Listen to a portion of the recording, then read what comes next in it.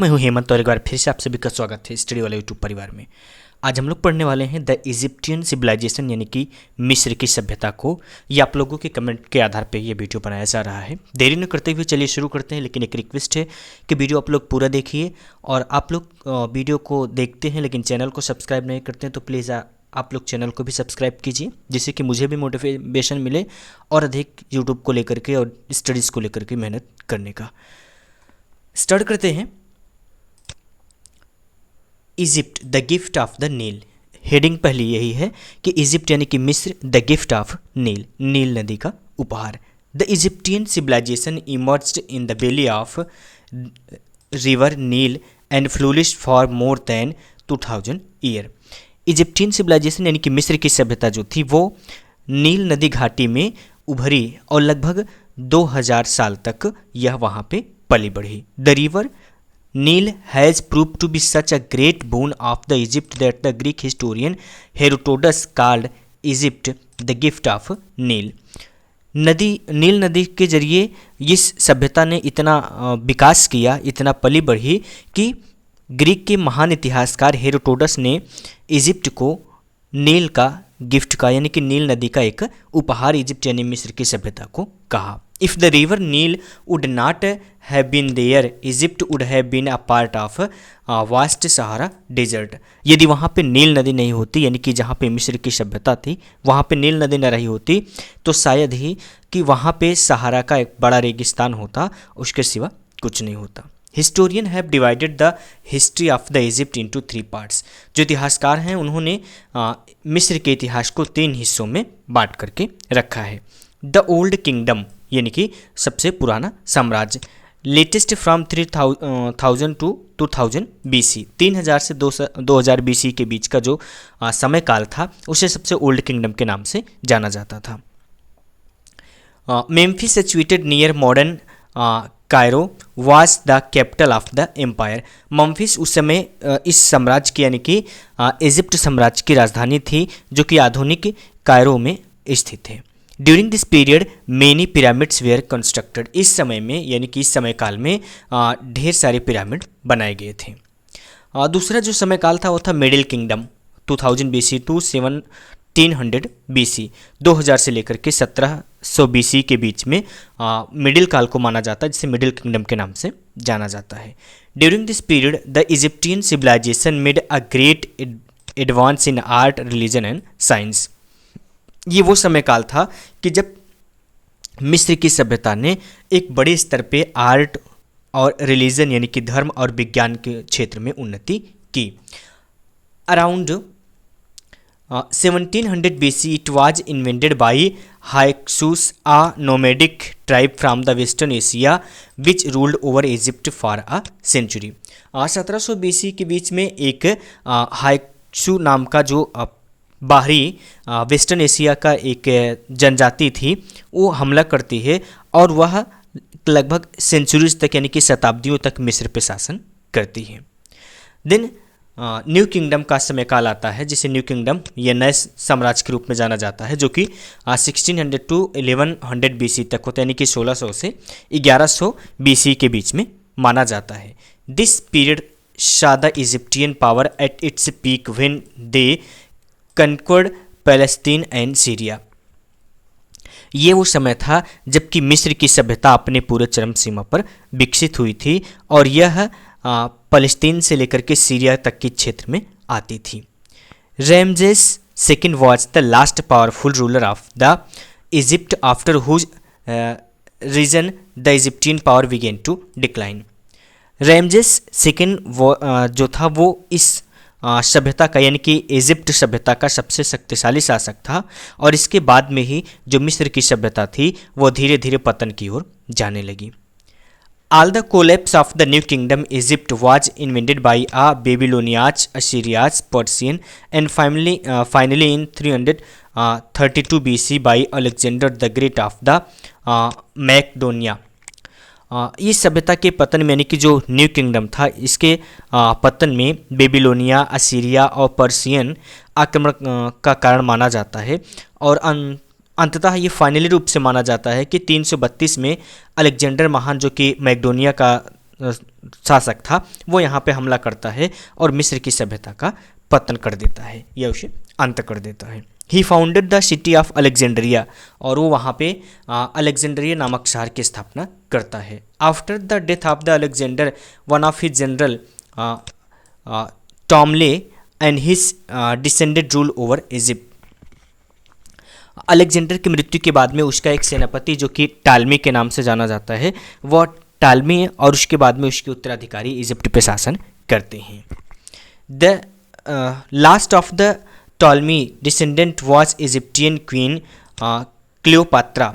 जो आखिरी टॉलमी उत्तराधिकारी थी या शासिका थी वो इजिप्ट की महारानी क्लियोपात्रा सेवंथ को माना जाता है। Famous for her beauty and intelligence, वह अपनी खूबसूरती और बुद्धिमत्ता के लिए प्रसिद्ध थी। She was defeated by the Romans after which Egypt become a province of the Roman empire. वह रोमन साम्राज्य के द्वारा पराजित होती हैं और इसके बाद में जो मिस्र की सभ्यता होती है वह रोम की सभ्यता में मिक्स हो जाती है। या इस तरीके से समझें कि इस तरीके से जो मिस्र की सभ्यता थी उसका अंत हो जाता है और रोमन साम्राज्य का उदय होता है। ये तो थी कुछ मोटी बातें कि जो मिस्र की सभ्यता के बारे में एक ओवरव्यू देती हैं, लेकिन इस इम्पॉर्टेंट पॉइंट ये था कि इसमें जो किंगडम था वो 3 अलग अलग टाइम पीरियड में बांटा गया है, the old kingdom, the middle kingdom and the new kingdom. ये तीनों इंपॉर्टेंट है, इसे आप याद रखिएगा। ये टाइम पीरियड है जो कि माना जाता है BC 3000 टू 2000 BC। इसके बाद में मिडिल में, उसके बाद फिर गैप होता है क्योंकि इसके बीच में वो शासक करने के लिए दूसरा शासक यानी कि जो ये ट्राइबल कम्युनिटी होती है हाइकुस नोमैडिक ट्राइब जो होती है ये आ जाती है, तो इस बीच में यहाँ पे ये जगह खाली की गई। इसके बाद में फिर से शासन शुरू होता है इजिप्ट सिविलाइजेशन का। अब इस मैप के जरिए समझने का प्रयास करते हैं कि ये जो एरिया है ये मेडिटेरियन सी का एरिया है और इधर रेड सी है।